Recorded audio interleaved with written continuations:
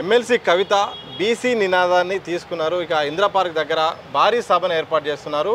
Kamareddy declaration అమలు చేయకపోతే మాత్రం అసలు తగ్గేదే లేదని కూడా ఎమ్మెల్సీ కవిత అంటున్నారు. ఏం చెప్తారు? సో ఫస్ట్ ఆఫ్ ఆల్ కవిత వారికి బీసీల గురించి మాట్లాడే నైతిక హక్కు ఉందన్నది ఆమె ఆత్మపరిశీలన చేసుకోవాలి. ఆమె పోయినటువంటి ఆమె ఇమేజ్ డ్యామేజ్ అయినటువంటి ఆమె ఇమేజ్ని మళ్ళా ఏదో తెచ్చుకోవడం కోసమో పొలిటికల్ అస్తిత్వం కోసమో బీసీల ఎజెండాను మహిళల ఎజెండాను పట్టుకొని ఆమె మాట్లాడుతుంది. ఫస్ట్ ఆఫ్ ఆల్ మీ నాయనని ప్రశ్నించి మీ నాయన నువ్వు మీ కుటుంబము మీ పార్టీ అంతా కూడా బీసీలకు క్షమాపణ చెప్పండి. క్షమాపణ చెప్పిన తర్వాత పార్టీని ప్రశ్నిస్తే నిజమే అని సమాజం కూడా రిసీవ్ చేసుకుంటుంది మిమ్మల్ని. ఇవాళ మీరు అధికారంలో ఉన్ననాడు ఎంతమంది బీసీలకి చట్టసభల్లో అధికారం కట్టబెట్టారు? ఆనాడు ఏడబండుకున్నావు, ఎందుకు మాట్లాడలేదు నువ్వు? అలాగే ఇదే బీసీలకి లోకల్ బాడీలో 42% రిజర్వేషన్ ఇస్తామని ఇవాళ కాంగ్రెస్ పార్టీ చెప్తుంది. మీరు చేయనటువంటి దాన్ని నేను చేస్తాను అని చెప్పాడు రేవంత్ రెడ్డి గారు. అదేవిధంగా ఇవాళ ఒక పీసీసీగా ఆ రోజు పనిచేసినటువంటి ఇచ్చినటువంటి వాగ్దానాన్ని ఇవాళ ముఖ్యమంత్రిగా ఆయన ఒక కార్యాచరణ రూపం వైపు కులగణన మొదలుపెట్టారు. దానికి ఒక డెడికేషన్ కమిటీ వేశారు. ఇవాళ దీనిని కార్యాచరణ వైపు ముందుకెళ్తున్నప్పుడు ముందుగానే నువ్వు అపశకన కూత కూస్తూ 42% మీరు చేయకుంటే మీ తాట తీస్తాము అని మాట్లాడుతున్నానంటే ఫస్ట్ ఆఫ్ ఆల్ ఇది ఏ రకంగా తీసుకోవాలని కూడా ఆలోచించాల్సిన అవసరం ఉంది. అయితే ఇప్పుడు రిజర్వేషన్స్కి సంబంధించినటువంటి అంశంలో కులగణన విషయానికి వీటి పట్ల దేశంలో ఉన్నటువంటి అధికారంలో ఉన్నటువంటి భారతీయ జనతా పార్టీని మీరు ప్రశ్నించాలి. వాళ్ళని ప్రశ్నించకుండా ఇవాళ పనిచేస్తున్నటువంటి కాంగ్రెస్ ప్రభుత్వాన్ని ప్రశ్నిస్తున్నాం అంటేనే మీ యొక్క చిత్తశుద్ధిని ఇక్కడ మనము అంటారు ఆలోచించాల్సిన అవసరం ఉంది. కేసుల కోసం భారతీయ జనతా పార్టీ మెప్పు కోసము పదే తెలంగాణ రాష్ట్రంలో అధికారంలో ఉన్న కాంగ్రెస్ పార్టీని తిట్టాలనుకుంటే అది ఆమె విజ్ఞతకు వదిలేస్తాం. మూడో విషయం ఏంటి అంటే ఆనాడు ఉమ్మడి ఆంధ్రప్రదేశ్లో 10 సంవత్సరాలు మీ నాయన అధికారంలో ఉండి ఉమ్మడి ఆంధ్రప్రదేశ్లో 33% లోకల్ బాడీకి అమలు చేస్తే బీసీల కోట మీరు అధికారంలోకి వచ్చిన తర్వాత 18%కే కుదించారు. మరి అదే జాజుల సీను ఆనాడు కోర్టు మెట్లెక్కినాడు. కోర్టు తీర్పు బయటకు రాకముందుకే మీరు హడావుడి హరీబరీ చేసి మీరు ఆ రోజు లోకల్ బాడీ ఎలక్షన్ నోటిఫికేషన్ ఇచ్చేసి ఎలక్షన్లు జరిపారు. మరి ఆ పాపము ఎవరిది? మీది కాదా? మీ నాయనది కాదా? మరి ఇవాళ ఏ మొహం పెట్టుకుని ఇవాళ మీరు మాట్లాడుతున్నారు? ఇవాళ కాంగ్రెస్ పార్టీ ఇచ్చిన మాట నెరవేర్చకపోతే మీరు ఆ లైన్ తీసుకోవాలి. ఇచ్చిన మాట మేము ఇంకా అసలు నోటిఫికేషనే వెళ్ళలేదు, దానికి సంబంధించిన వివరాలే పూర్తి కాలేదు. 90% కులగణన అయ్యింది, మిగతాది కూడా కంప్లీట్ చేసేసి దాన్ని ఒక నివేదిక ద్వారా పూర్తి చేసిస్తాము. మొన్న 30కి కమిటీ కూడా నివేదిక ఇస్తాము, డెడికేషన్ కమిటీ అని చెప్పింది. ఇంకా వాటికి సంబంధించిన పూర్తి వివరాలు బయటకు రావాలి కదా. అవేమి రాకముందుకే నీ పబ్బం గడుపుకోవడం కోసము సావిత్రిబాయి పూలేకి ఏమన్నా దండేసినా? ఆమె జన్మదినం నాడు ఎన్నడన్నా తెలంగాణ దేశంలో చాలామంది మహిళలకు ఇవాళ ఎడ్యుకేషన్ వైపు ఎంపవర్ అవుతున్నారు అని అంటే అది కారణము సావిత్రిబాయి పూలే. ఆమె జయంతి రోజు కనీసం ఎన్నడన్నా ఆమెకు నివాళులు అర్పించినారా? ఇవాళ కొత్తగా జాగృతి అనే సంస్థను నీ ముందు పెట్టుకొని ఆ జాగృతి సంస్థ ద్వారా నేను ప్రశ్నిస్తాను, నేను ఉద్యమం చేస్తానంటే ఫస్ట్ నువ్వు కాంగ్రెస్ నువ్వు అసలు ఫస్ట్ టీఆర్ఎస్ పార్టీలో ఉన్నావా? పార్టీకి రిజైన్ చేసినావా? ఓన్లీ జాగృతి ద్వారా వ్యవస్థ ద్వారా నువ్వు ఈ రాష్ట్రంలో ప్రశ్నించాలనుకుంటున్నావా? అది కూడా ఆమె తేటతెల్లని చేయాలా?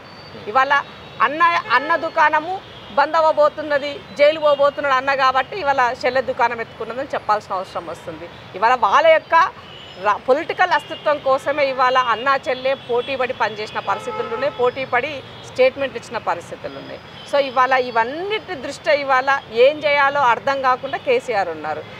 ఇప్పుడు ప్రతిపక్షంలో ఉన్నటువంటి నాయకుడు కనీసము మన్మోహన్ సింగ్ గారి యొక్క నివాళులనాడన్నా కనీసం తెలంగాణ ఇవ్వడంలో కీలకంగా పనిచేసి టెక్నికల్గా ఆయన సంతకం ద్వారా ప్రధానమంత్రిగా ఉండి ఆయన తెలంగాణ రాష్ట్రాన్ని సహకరించడానికి సహాయపడ్డటువంటి వ్యక్తికి చనిపోయినాడు. చట్టసభలో తెలంగాణ బిడ్డల అందరూ కూడా మా ఆత్మబంధువు పోయినాడని వాళ్ళ అందరు ప్రజల తరపున ప్రజాప్రతినిధులందరూ కూడా నివాళులు అర్పిస్తే దాన్ని కూడా మీరు హాజరు కాలేదు ప్రతిపక్ష నాయకుడు అంటే మీకు ఎందుకు అది?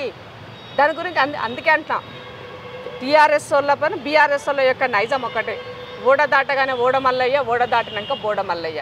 కాబట్టి మీ పూర్తి నైజం ఏందో ఈ సమాజానికి తెలుసు. మీరు పొర్లు దండాలు పెట్టినా ఇవాళ మీరు ఎన్ని మొక్కులు మొక్కినా ఎన్ని ధర్నాలు చేసినా ఎన్ని దీక్షలు చేసినా ఈ తెలంగాణ సమాజం మిమ్మల్ని మీ కుటుంబాన్ని పట్టించుకునే పరిస్థితి లేదు. ఇవాళ చెట్టుకోరు పుట్టు లెక్క మీరు చేసినటువంటి తప్పులన్నీ కూడా ఒకదాని వెనుక ఒకటి ఇవాళ కేసుల పరంగా రేపు ఎదుర్కోబోతున్నారు. అది జగమెరిగిన సత్యం. తప్పకుండా ఇవాళ ఈ రాష్ట్రంలో బీసీలకు ఇవాళ కాదు రాహుల్ గాంధీ గారు దేశవ్యాప్తంగా కులగణన జరగాలని కదా లైన్ తీసుకున్నది. మీకు దమ్ము ఉంటే బీజేపీని ప్రశ్నించండి, రాహుల్ గాంధీకి మద్దతు తెలపండి, మీరు చేసే పోరాటానికి, మీరు చేసే పనికి, ఉద్యమానికి మేము అండగా నిలబడతామని చెప్పండి. ఏబీసీ బిడ్డ మిమ్మల్ని అడిగింది, మమ్మల్ని మా తరపున మీరు బాధ్యత వహించండి, మా తరపు నుంచి మీరు పోరాటాలు చేయండి. ఈ రాష్ట్రంలో 10 సంవత్సరాలు ఎంతోమంది ఆడబిడ్డలు, పసికున్నలు, అది ఎస్సీ ఎస్టీ బీసీ పిల్లలే చాలామంది అత్యాచారాలకు గురైనారు. గురుకుల పాఠశాలలో పిల్లలు ఆ రోజు చనిపోయినారు మీరు ఈ నాణ్యత లేని ఫుడ్ ద్వారా. మరి అలాంటప్పుడు ఆ రోజు ఎందుకు మాట్లాడని అడుగుతున్నాను. ఆ రోజు ఏమైందని అడుగుతున్నాను. ఆ రోజు ఈ జాగృతి సంస్థ ఏమైంది, ఆ రోజు ఈ కవితమ్మ ఏమైంది. ఇవాళ అధికారం కోల్పోగానే, అంటే ప్రజలు 4 కోట్ల ప్రజలు 4 పదవులు వీకగానే ఇవాళ గాయ గత్తర్ లెక్క ఇవాళ ఈ రాష్ట్రంలో ఏమో చేయాలని ప్రశ్నిస్తుంది. అసలు లా అండ్ ఆర్డర్ ప్రాపర్గా లేదని మేము ఏమో చేయాలని మీరు తాపత్రయపడుతున్నారు తప్ప నిజంగా జెన్యున్గా ఒక పొలిటికల్గా ఒక ప్రతిపక్షంలో ఉన్నటువంటి ఒక పార్టీ కన్స్ట్రక్టివ్గా ఇవాళ సమస్యల పట్ల పరిష్కార దిశకు మీరు అడుగులు వేయట్లేదు. కేవలం రాజకీయ పబ్బం గడుపుకోవడం కోసం మాత్రమే పొలిటికల్ స్టేట్మెంట్లు చేస్తూ ధర్నాలు చేస్తున్నారు. గతంలో మీరు జాగృతిలో పనిచేశారు, కవిత గారిని దగ్గర నుండి చూశారు. ఈ మధ్యకాలంలో వరుసగా బీసీ అంశాన్ని ఆమె ప్రధానంగా తీసుకున్నారు. ఈ 10 ఏళ్లలో బీఆర్ఎస్ ఉన్నప్పుడు బీసీ అంశాన్ని ఎప్పుడైనా ఆమె చర్చకు తీసుకొచ్చిందా, ఎలాంటి సమస్యలను తీసుకొచ్చిందా, ఇప్పుడే ఎందుకు ఆమె తీసుకోవాల్సిన అవసరం వచ్చింది, అలాగే బీఆర్ఎస్ కానీ బీసీలకు ఏమైనా చేసిందా ఈ అంశం, అంటే కవిత ఎందుకు ఈ అంశాన్ని పదే ప్రస్తావించాల్సిన, ప్రాధాన్యత తీసుకోవాల్సిన అవసరం ఏమొచ్చింది, ఏం జరుగుతుంటారు? ఈ దేశంలో కానీ ఈ రాష్ట్రంలో కానీ బీసీ అనే ఎజెండా అన్నది అనివార్యంగా అందరూ తీసుకునే పరిస్థితి ఏర్పడ్డది. కాబట్టి వాళ్ళందరికన్నా ముందుగా ఈ కోయిల గొంతు పెట్టి కూసింది అనుకోండి, సో ఆటోమేటిక్గా నేను ఓన్ చేసుకున్నదని అయితే కదా ఈ రాష్ట్రంలో బీసీల నేను మాట్లాడినా కదా నేను అని చెప్పుకోవడం కోసం ఆమె పని చేస్తుందని చెప్పాల్సిన అవసరం ఉంది. ఎందుకంటే నిజంగా ఆమె చిత్తశుద్ధి ఏంటి అన్నది మనకు అర్థమైపోయింది. గత 10 సంవత్సరాల్లో మీ నాయన చేసిన ఎంబీసీ కార్పొరేషన్ పెట్టారు.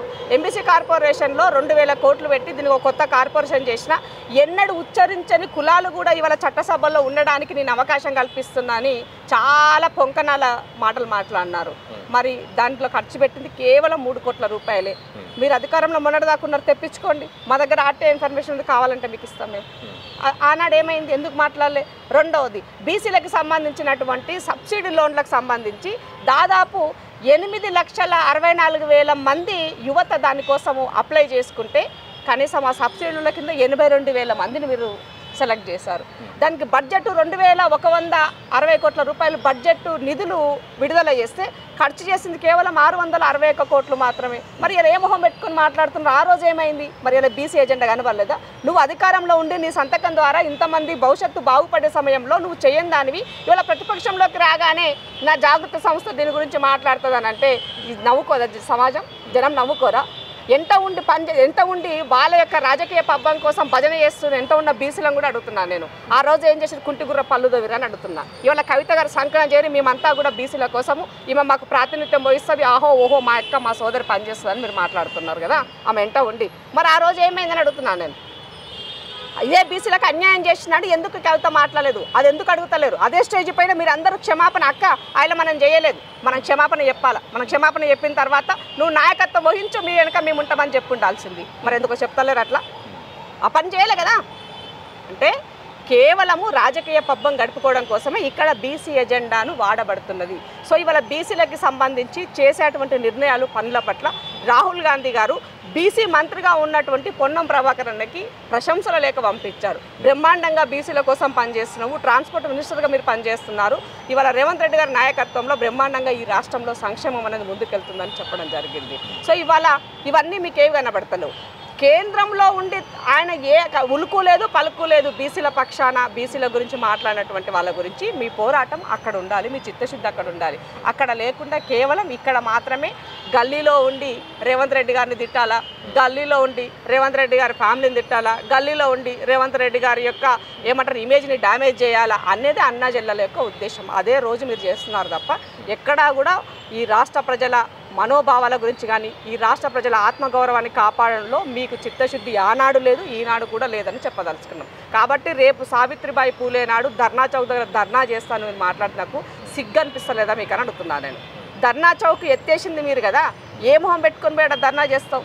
మరి ఆనాడు ఎందుకో మీ నాయనని అడగలేదు? ధర్నా చౌక్ నాయన ఇది అవసరం, ఎప్పుడన్నా మన అధికారం శాశ్వతం కాదు, రేపు ప్రతిపక్షంలోకి వచ్చినాడు ఈ వేదిక మనకు వస్తుంది కదా, మరి మనము ఇది ఏమని మనం ఆ రోజు మాట్లాడతాం, మనకు సోయి లేకుండా ఆ రోజు మహిళలకు సంబంధించినటువంటి దాంట్లో ఎన్నడూ మీ నాయనని మాట్లాడలేవు, ఆడపిల్ల విషయంలో మాట్లాడలేవు, కూరగాయలు చచ్చిపోతే మాట్లాడలేవు. ఇవాళ కొత్తగా ధర్నా చౌక్ కావాలని మాట్లాడితే మాలాంటి వాళ్ళు ఇలానే ప్రశ్నిస్తారు, ఇలాగే మాట్లాడతారు. ధర్నా చౌక్ ఏ మొహం పెట్టుకొని ధర్నా చేస్తావు అన్నది.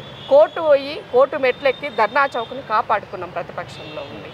ప్రజా సంఘాలుగా ఇన్ని వచ్చి ఇవాళ ప్రతిపక్షంలో పనిచేసి తెలంగాణ పట్ల అభిష్టతో ఉన్నటువంటి ఆ ప్రజలంతా కూడా ఆ ధర్నా చౌక్ని కాపాడుకున్నారు. కాబట్టి ధర్నా చౌక్లో అడుగుపెట్టే నైతిక హక్కు కూడా కవితమ్మకు లేదని సందర్భంగా గుర్తు చేస్తూ ఆమె పదే పదే ఇలానే పొలిటికల్ స్టేట్మెంట్లు ఇస్తూ ఇవాళ ఇంకో మాట చెప్పింది. మొన్న నిజామాబాద్ పోయి మేము బెదిరే వాళ్ళం కాదు బెదిరించే వాళ్ళ మీద చెప్పింది ఏదో స్టేట్మెంట్ ఆమె.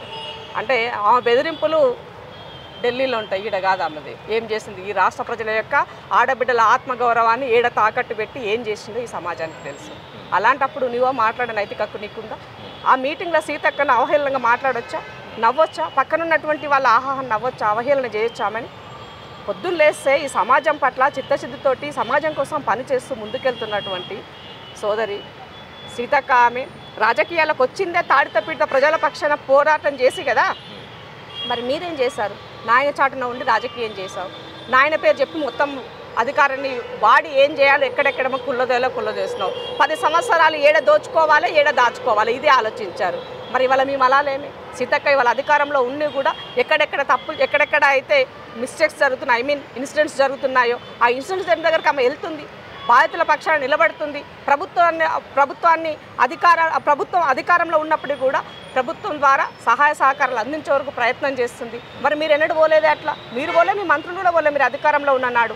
మరి ఇవాళ మేము అధికారంలో ఉండి ఇలా గురుకులాల ఇన్సిడెంట్ జరిగినా కూడా, ఇవాళ ఎక్కడైనా యాక్సిడెంట్ విషయం జరిగినా కూడా, ఇంకెక్కడైనా పిల్లల విషయంలో ఏదైనా ఇన్సిడెంట్ జరిగినా కూడా, మహిళల విషయంలో ఉండొచ్చు, రైతుల విషయం నుంచి ఎక్కడైనా ఇన్సిడెంట్ జరిగితే ఇమీడియట్గా ఇవాళ మంత్రులు పోతున్నారు, అక్కడ ఏం జరుగుతుందో కనుక్కుంటున్నారు, అధికారులను పంపిస్తున్నారు.